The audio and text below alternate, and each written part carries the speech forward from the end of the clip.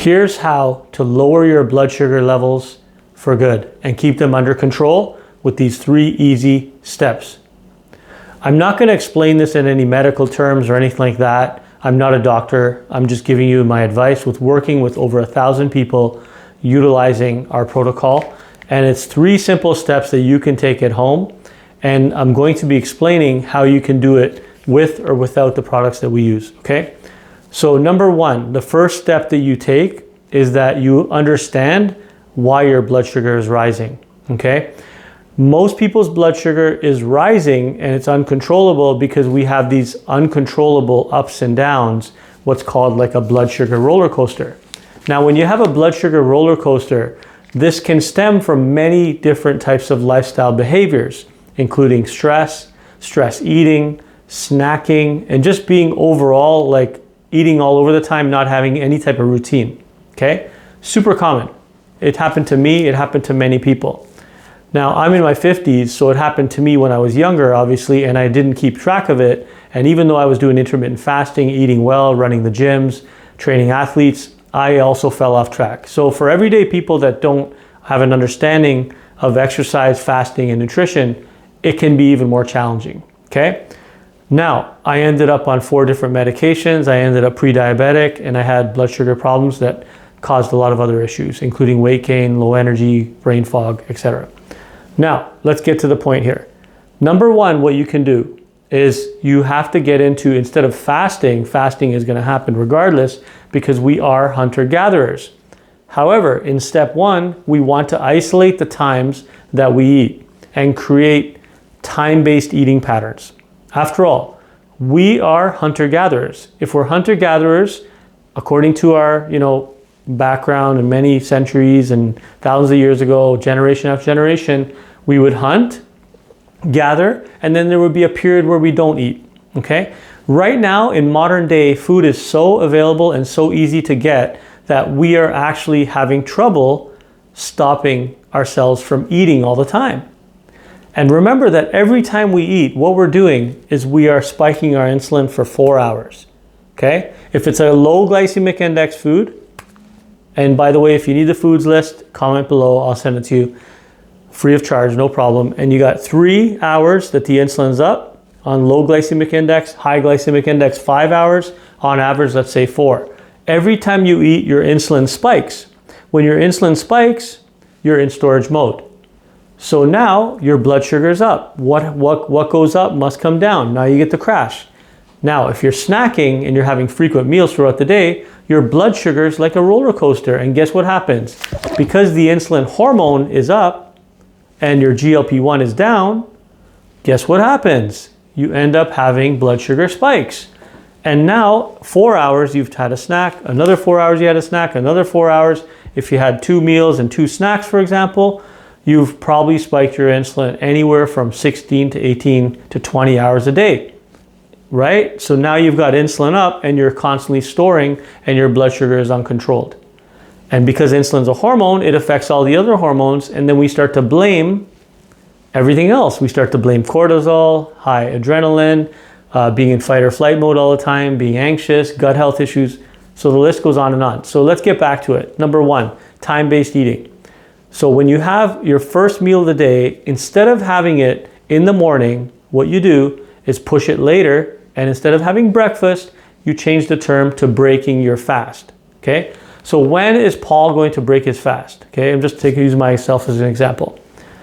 I will break my fast anywhere from 11 to 1 o'clock. The average would be noon.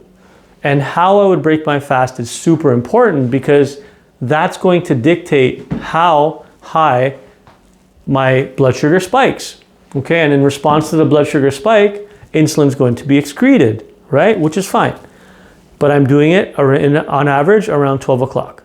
Once I go ahead and spike my insulin, I'm going to decide first what I'm going to eat. So I'm going to have fibrous foods, okay? I'm going to have healthy fats, okay? And I'm going to have carbohydrates and protein. Yes, I said carbohydrates. Now, we're not going to be doing any keto or anything like that. I'm talking about a lifestyle change that is sustainable, okay?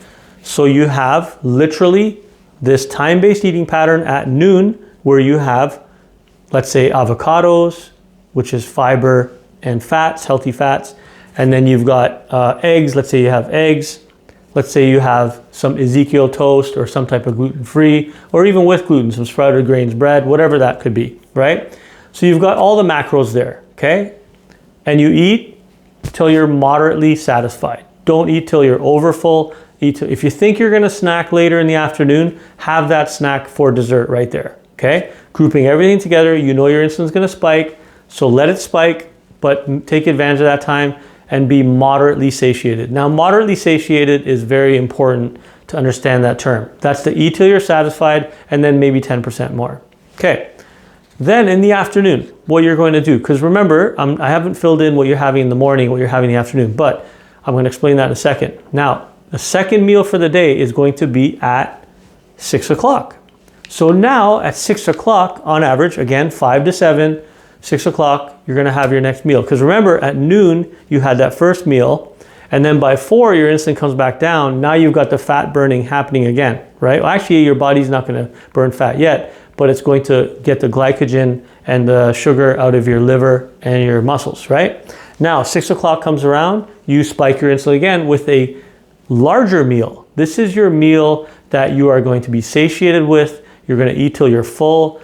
You're going to deserve this because you went through a whole day of movement, work, you've earned it, okay? You earn it. So you're gonna eat well, protein, 100%, make sure you have protein so you get your muscles fed. Number 2, carbohydrates with the protein. The carbohydrates that if you had carbs on its own, the protein is gonna help lower the glycemic index of the carbs. That's why you have it together. Super important, okay? On top of that, healthy fats and fibers again. Super important, okay? I'm not saying 3 macros, right? I'm talking, macro carbohydrates, protein, and fats. I'm also talking about fiber, okay? Now, dialing it back to the morning. Now you do it this way, that's fine, but you say, Paul, I have cravings in the morning. Or I have trouble, I can't stop eating, I can't stop snacking.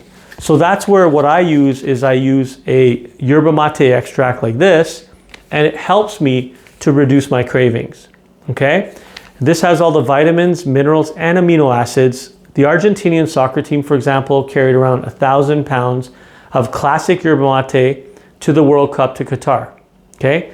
They played all their games fasted, they won the World Cup, they weren't hungry, they didn't have Gatorade crap or anything like that, and they were great because they've been drinking this for years. Now, you need 300 cups, over 300 cups to have what's in one of these. This is brought to you. If you guys want information for this, just comment below and I'll share a link to this as well, okay? Now, when you use this, what it's going to do is produce GLP-1 and keep your insulin levels low. In the morning, your HGH, human growth hormone, is at its highest. So this is gonna help stimulate that, reduce cravings, give you all the vitamins and minerals, okay? Then you go into your 12 o'clock meal. Then you have another one of these in the afternoon. If you don't have this, guys, don't worry. You can have black tea, black coffee, no sugar, no milk. Remember that anything over 15 calories will break your fast and spike your insulin. Now you're in the same problem again, right? So that's why this is less than 10 calories. So make sure that you have a black tea or a black coffee, because that's actually going to be less than 10 calories. Even though I know I'm not big on the coffee, not big on the black tea because it's got pesticides, it's got a lot of crap in it, it says nothing. But you choose what you got to do. I'm just telling you what I do. So now you have one in the morning, one in the afternoon, you're getting all the benefits, and remember the amino acids that feed your muscles, super important. Now, evening time, we want to have more fiber. There's not enough fiber in the avocado, and it's hard to get enough vegetables. You have a balance. So this one is for when you don't eat, and this one is for when you do eat. If you don't have this, don't worry. Just make sure you have fibrous vegetables, like really good quality.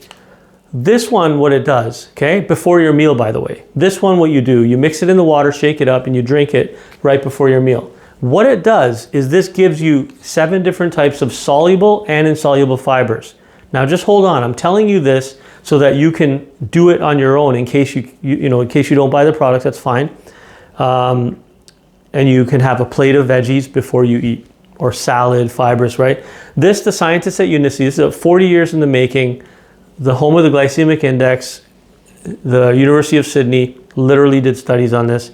No side effects, no nothing, and you got 90 days money back on both, and I'll coach you. But basically what happens is you got 7 different types of soluble and insoluble fibers, okay? Now what that does is it feeds your gut microbiome, healing your gut health, okay? Which helps your hormones again, which helps you to lower the glycemic index of food and improves your gut health and your metabolism. Now your metabolic syndrome is back on track. You don't have metabolic syndrome, you have a healthy metabolism. For example, I'm in my 50s. I could feel like I'm in my 60s or 70s. However, thanks to this protocol, I feel like I'm in my 40s, right? And this is how you improve your gut health and your metabolism. You feed prebiotics to your body's natural probiotics. Probiotics are naturally in us. That's why when we go ahead and take probiotics, a lot of them get destroyed in our stomach. But we have them in our intestines. We have them in our gut. Healthy gut's a healthy mind. Because remember, your gut health is important. So you're improving your gut health. You're improving yourself when you fast as well. Improving your hormone levels and burning fat, reducing all the cravings. That's why you can burn visceral fat, subcutaneous fat. Otherwise, guys, this lifestyle that we have here, all it does is literally make us more and more sick. And who does that benefit? It doesn't benefit us, does it? And if you're on medications, modern medications are still fine. They're crutches though. Use them temporarily, move on. Even this, even if you decide to utilize these products, use them by all means. However, use them as little crutches to get you walking again, and then you can maintain with them if you like after. It's totally fine. For me, I maintain with just a little bit, but it's generally the lifestyle that's carrying me now, right? Because the food noise is gone. I don't need it anymore. Now I'm able to actually function properly. I'm at a weight that I've not been since my 20s. So guys, you can do with or without the products, okay? Totally up to you. I'm just telling you, this is the protocol that actually will get you burning fat for fuel, controlling your blood sugar, even help your blood pressure, healthy cholesterol, and help your body to heal itself.